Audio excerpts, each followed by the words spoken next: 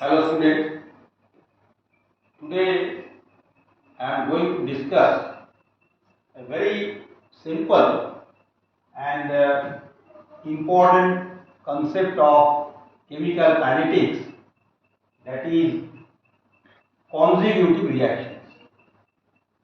You know that there are different types of reactions like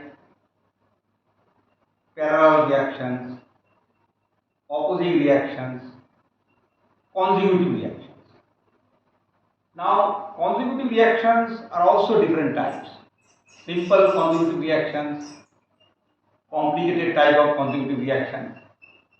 But today I will discuss the very simple type of consecutive reactions.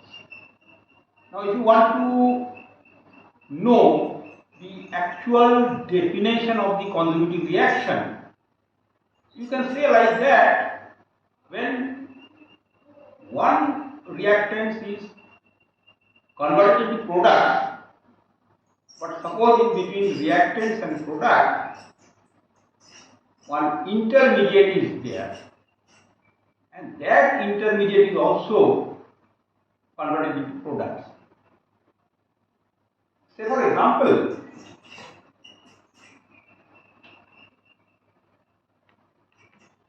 as you know that this is of course the example of the parallel reaction. A is converted into B with certain condition, A is converted into C with certain condition.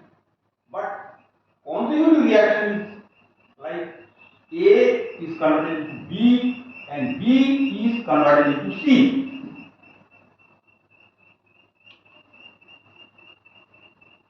I can give a very simple example of consecutive reaction. Basically,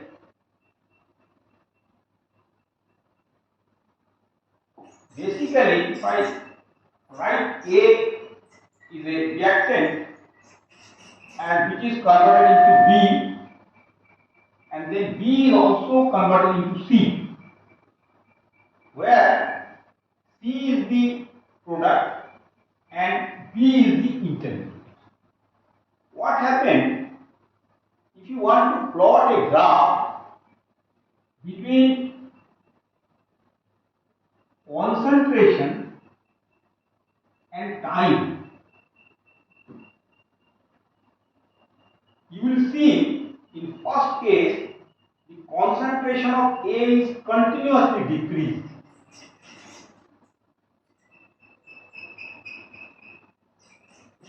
Because there is a formation of B, right?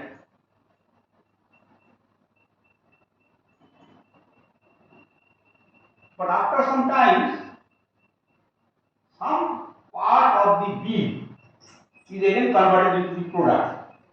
So I can write like that. There is a maximum. Whereas if I want to study the concentration of C with respect to time, that is, so that is a typical type of thing. There is also a possibility that this is a P equilibrium state. But today I will explain the simple first order consecutive reactions. Now this is the simplest example of the consecutive reaction. You all know, suppose I write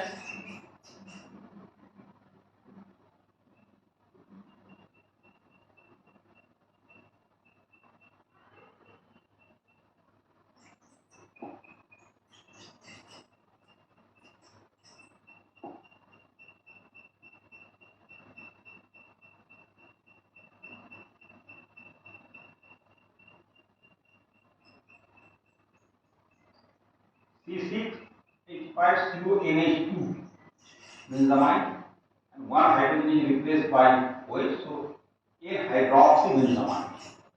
But here I have taken a derivative, that is very famous analytical reagent which is called N-phenyl benzohydroxylic acid. So this is A, Then we add sulfuric acid, which is a acid catalyzed reaction.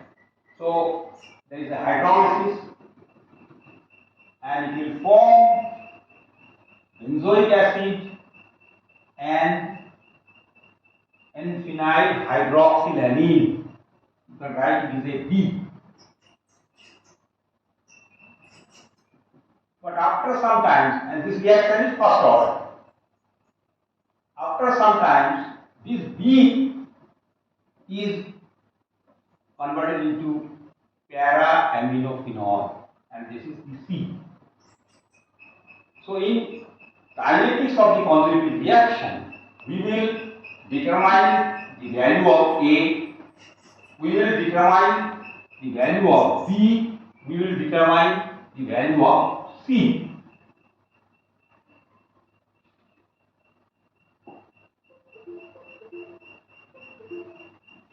There are other types of conjugative reactions also available in the literature. Like you see, in first part, ethylene oxide is converted into acid aldehyde, and then this acid aldehyde is also converted into carbon monoxide and methane. This is also one very common example of conjugative reaction. Similarly, the pyrolysis of acetone is also an example of conjugative reaction. Many nuclear reactions like conversion of uranium, neptunium and plutonium is also an example of conjugative reaction. As I told you that there are certain complicated type of conjugative reactions. So for example, here you see A plus S is converted into B. This is not first order. So this is a second order conjugative reaction. And then this B is again reacting to S converted into C. And if you understand simple conjugative reaction, it is possible for any student to solve the mathematical derivation of complicated conjugative reactions. And I have taken this example from a very good research paper published in the Canadian Journal of Chemistry. Now, as I told you, this is a very common example of nuclear reaction, which is the conjugative type of the reaction. First, you know that this uranium 239 is converted into neptunium, and the time required for that reaction is only 23 minutes. Conversion of uranium into neptunium. Whereas conversion of neptunium to plutonium, time is 235 days. But also is a very good example of conjugative type of reaction. So this is the, as we know, that complicated type of conjugative reactions. And now I will derive the kinetics of conjugative reactions. Now, you know, A is converted into B, is converted into C.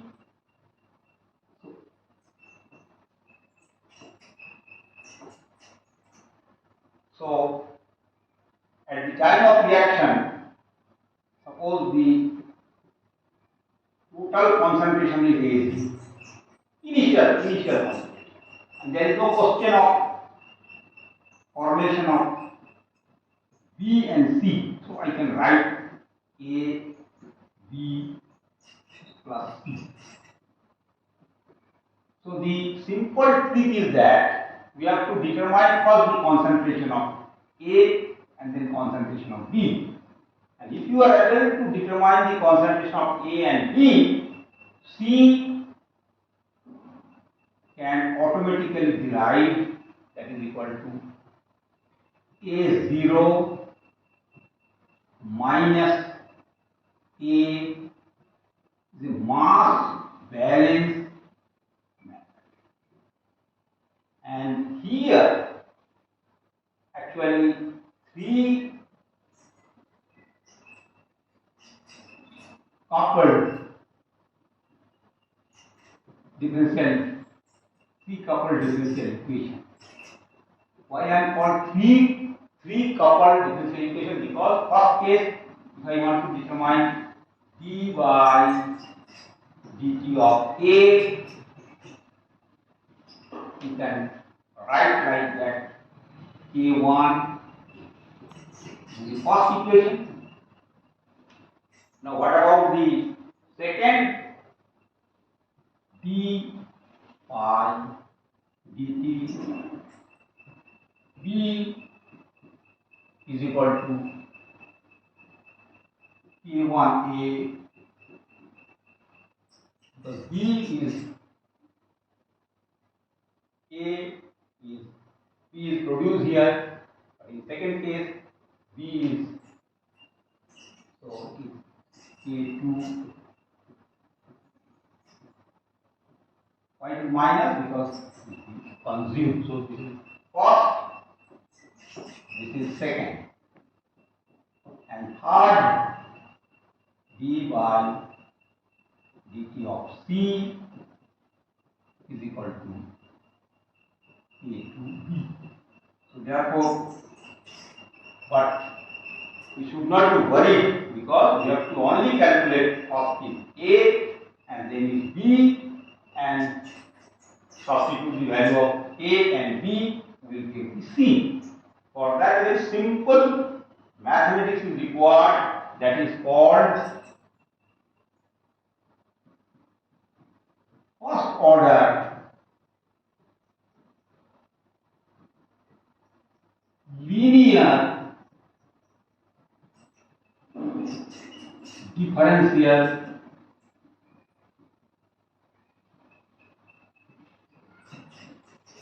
equation.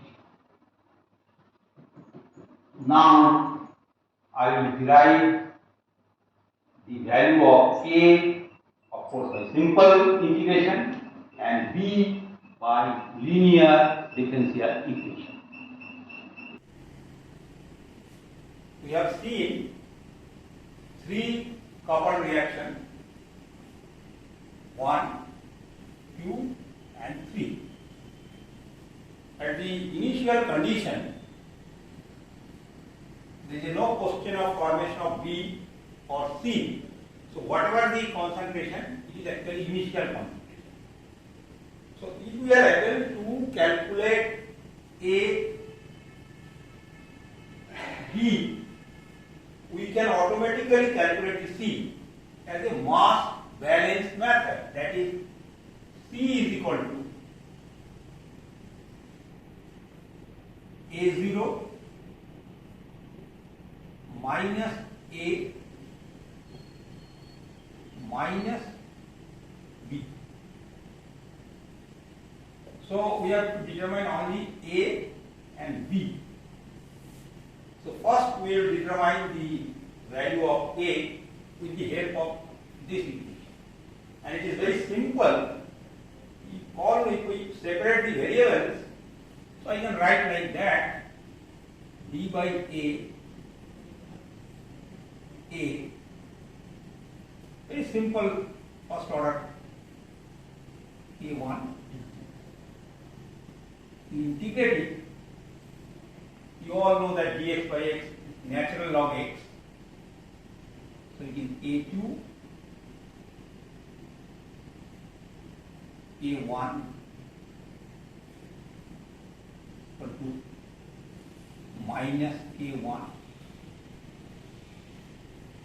Final is T2 and T3. Very simple integration.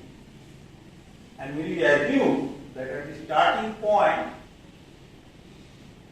the initial concentration is A0 and there is no distinction between T1 and T2.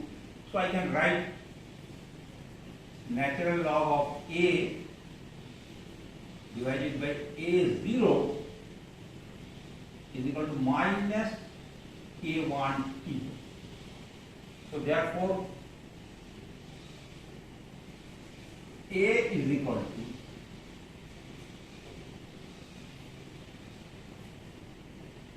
A0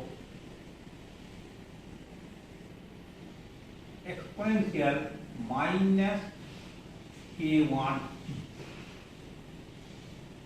So first part is over. We have determined A is equal to A0 exponential K1 by T. Now what is our second part? Second part is the determination of B. So let us solve. Like mathematics is required, and for that we will use first order linear differential equation. You all know that in a differential equation, when one variable changes with other variable, and how we determine this thing. So that is the first order linear differential equation. So let us solve this part.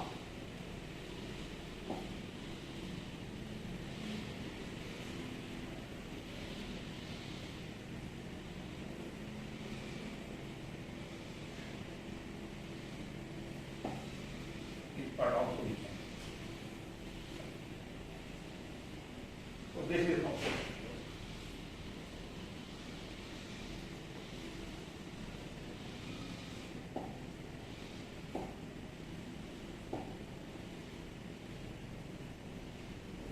So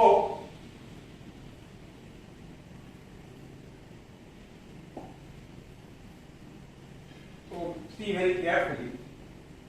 Now in this place we can write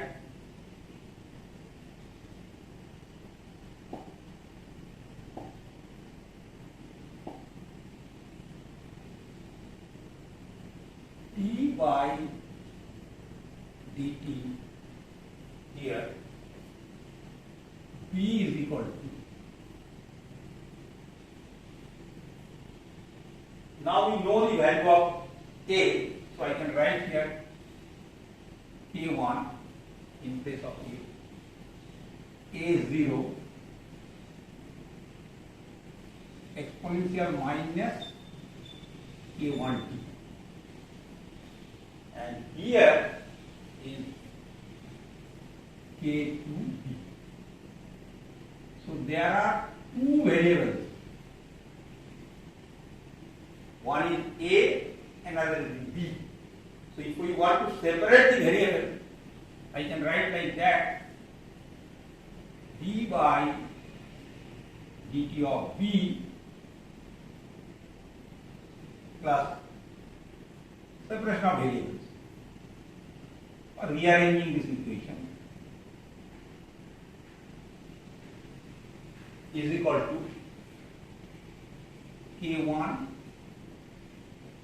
A0 exponential minus K1T. Now see very carefully. This equation is slightly different from this normal equation because here there are two variables B and A. So if I write like that, suppose I can write like that: dy dx is equal to Py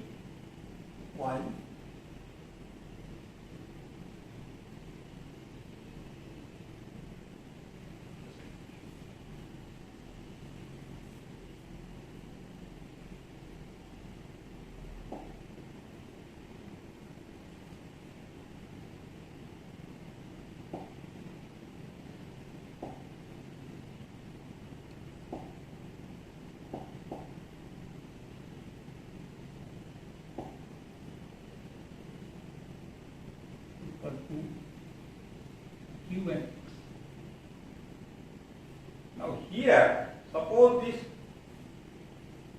P and Q are not dependent on the Y, or it can be as a constant. Maybe it depends on the X. So here, if you see, just compare these two equations, you will see that this is a different constant and this is also a different constant. So how do we solve this equation? Like in a normal mathematics, I can write like that: dy and dx plus 2y is equal to 5. Suppose we can rearrange this equation like that: dy dx is equal to 5 minus 2y. Or I can, for integration, I can use that dy 5 minus 2y is equal to 5. So that means integration is possible because that function can be separated. But if this function cannot be separated, then we have to use certain things, and that is called, we have to multiply with a factor like that. And this dy and dx, py and qy, it is called first order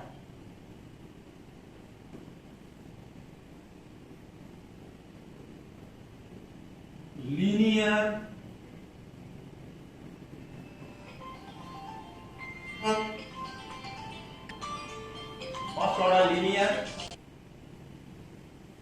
differential equation.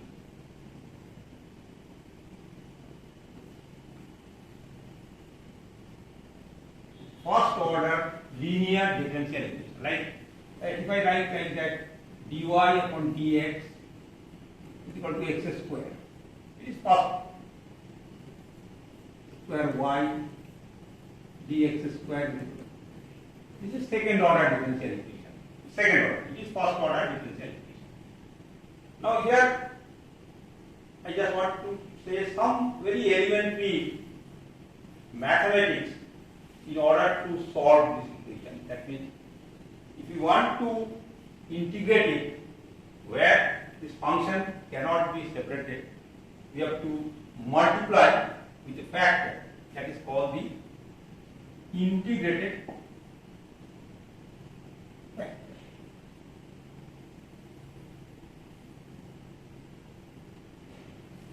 I can remove this part also.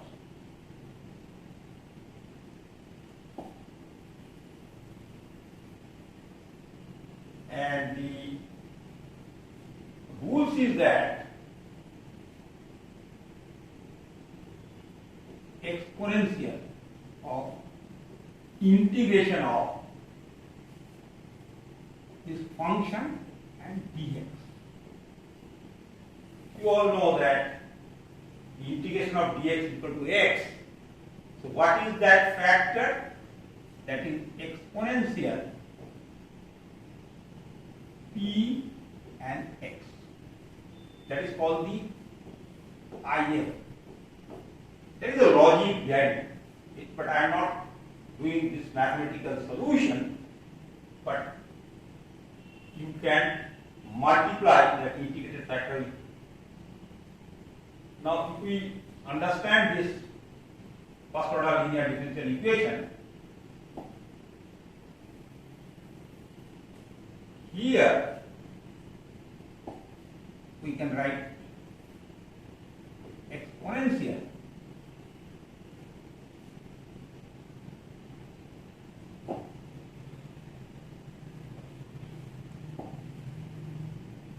write that.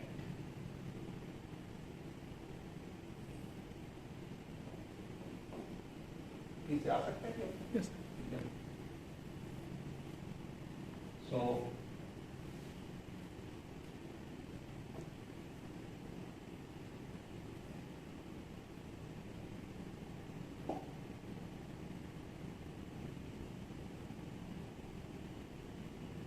integration of, now here P here is equal to K and Y here dt.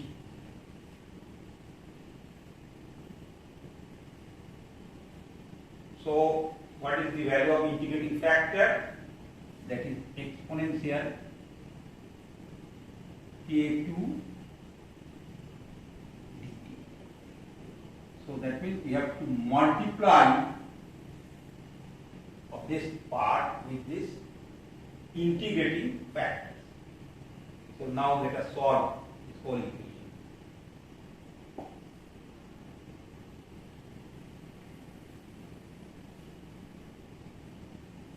So just you multiply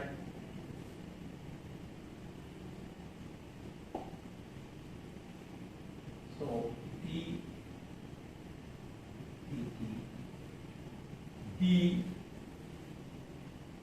exponential k2t first part, and again second part is multiplied by k2 b exponential k2t, and here again k1 a exponential minus k1t exponential k2t. So I can write like that: k1 a exponential k2 minus k1 t.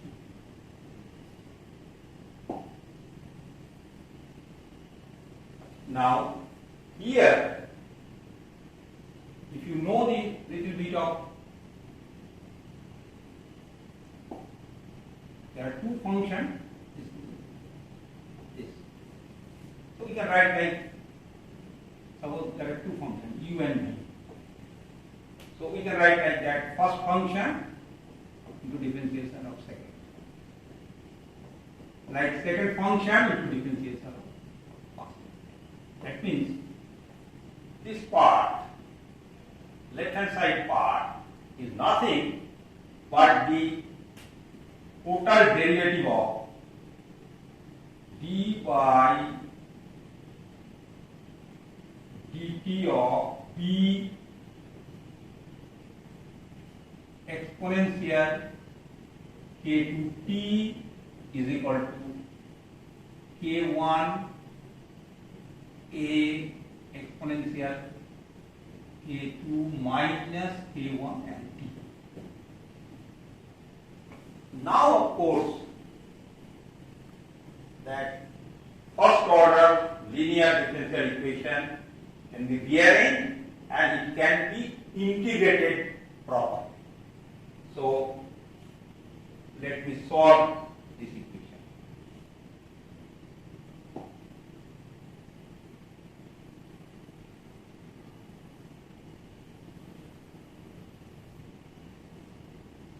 So what we are getting, d by dt of b exponential k2t is equal to k1 a exponential k2 minus k1 and t. So now that can be integrated, separation of variables like that. So I can write like that: db exponential k2t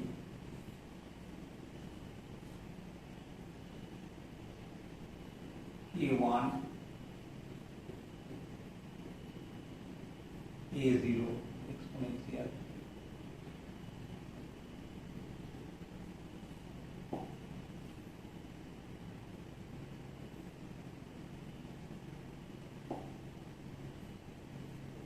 K2 minus K1 T and K. So you all know that, like dx dk2. The result is very simple. B and dx exponential K2t. No problem. Now here this is actually constant part. You know that Ex, so 1 by x. So K1 A0 divided by K2 minus K1 x. 1 by A and x.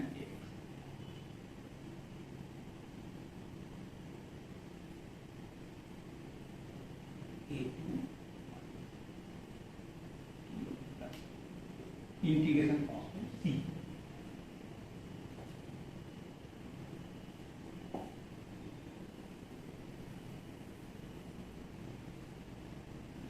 So now this normal system, just like your first case, at the starting of that reaction, when there is only A and there is no distinction between time, so we just start that reaction.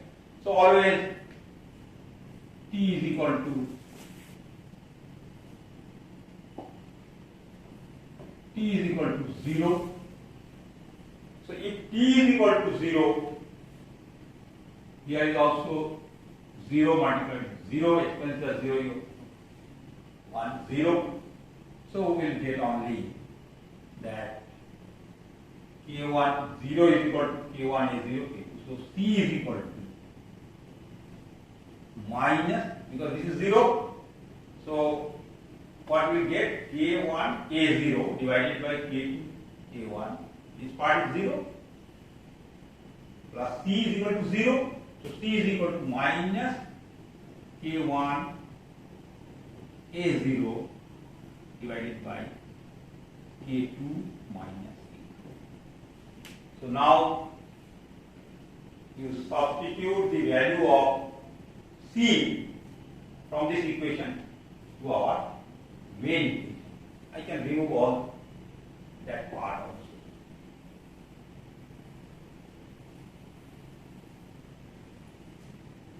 So just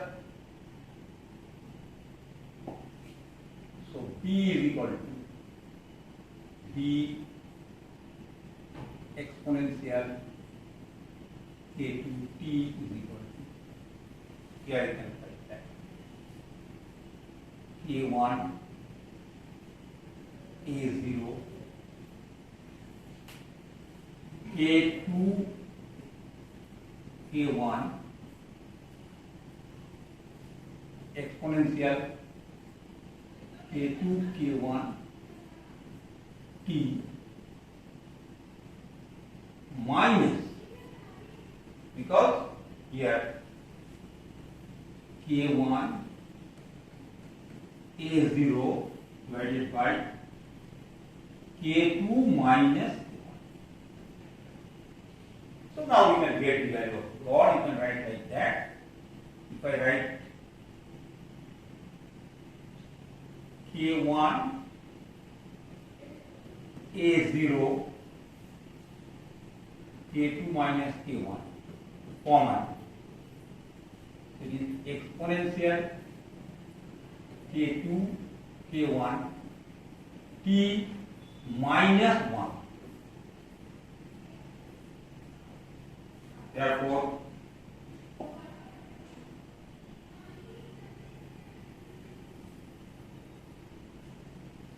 so B is equal to,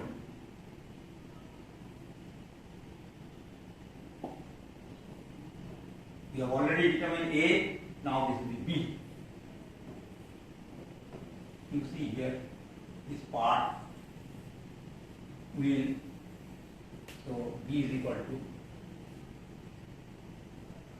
K1 A0 divided by K2 minus K1. Exponential K2 K1 T minus 1 divided by exponential K2 T here from that part to that part. So finally we will get, thus you can solve it, exponential K2T divided by exponential K2T cancelled, exponential minus K1T minus exponential K2T. So we can write here the value of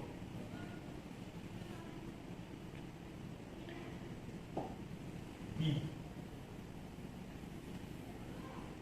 First I can write the value of A so that there will be no confusion. A, the last part of this derivation. A we have already determined. A0 exponential minus K1T we have already determined. Now the second part, B, we have just determined with the help of linear differential equation of course first order, that is equal to K1 A0 K2 A1 exponential minus K1T minus exponential minus K2T. So that is the B part. If we know the A and B, the last part is that the determination of the C with the help of mass balance method. That means we have to substitute the value of A and value of B from that equation into our final equation. So we will get the final value of C. That is the last part of the consecutive reaction. So let me solve it. Only one step, very simple. So C is equal to just very simple mathematics. A0, then minus value of A0 exponential minus K1T, then value of B minus K1 A0 K2 K1, right, third bracket exponential minus K1T minus exponential K2. If you don't understand mathematics, you can write like that. Or just you know that there are some common parts. This part, A part is common. This, and this. So I can write C is equal to, for C maximum is equal to, if I write A0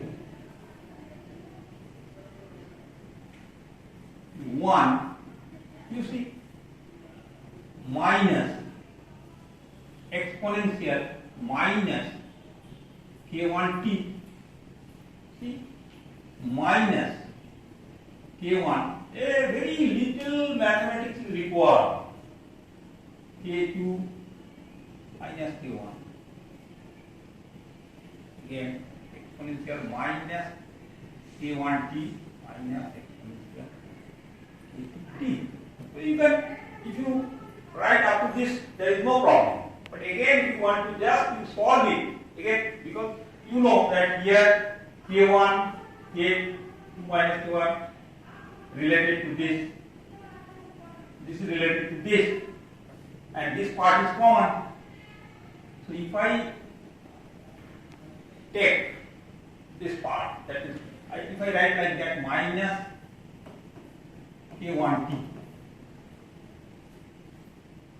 So here it is minus, so I can write 1 plus 1 minus K1 because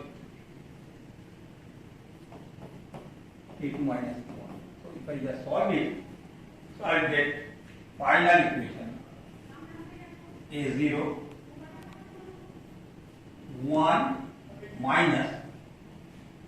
So here you see it is K2 divided by K2 minus K1 exponential minus K1T plus second part K1 divided by K2 minus K1 exponential minus K2. So now just let me summarize. There are 3 derivations because why normal integration and normal differential are not very useful for that, because here there are in fact 2 variables, concentration of A and concentration of B. Now if you see my first example that N-phenyl benzohydrochloric acid is converted into benzoic acid and N-phenyl hydroxylamine, and ultimately that N-phenyl hydroxylamine is converted into the para-aminophenol. See, one side the concentration of N-phenyl benzohydrochloric acid is also changing with time, as well as N-phenyl hydroxylamine is also changing, concentration changing with respect to time. So therefore there are 2 variables. So we will use the first order linear differential equation, and for getting the A, for the concentration of that para-aminophenol or the C, for that simple no differentiation integration is required, because we know that at initial condition A0 is equal to A plus B plus C, and we have already determined the value of A as well as the B. So C can be automatically determined by simple subtracting A0 minus A minus B. Now you substitute the value of A0, A and B. If you don't understand simple complicated mathematics, you can write up to this, that C is equal to A0 1 minus exponential minus 1 minus K1 K2 and like that. If you want to solve it, so you will get that. Again, I am doing nothing, only that just rearranging this equation. So A0 1, because this is common, so I can write like that. We use simple integration separation of variables, but for B, as because there are 2 functions and 2 variables, so therefore we have to apply the differential equation. You all know there are some solution of the differential equation. So, and it is available most of the textbook, and this is the simplest method for derivation of consecutive reaction. And of course, little bit mathematics or mathematical knowledge is required to understand these things, and that is nothing but the differential equation. Thank you very much.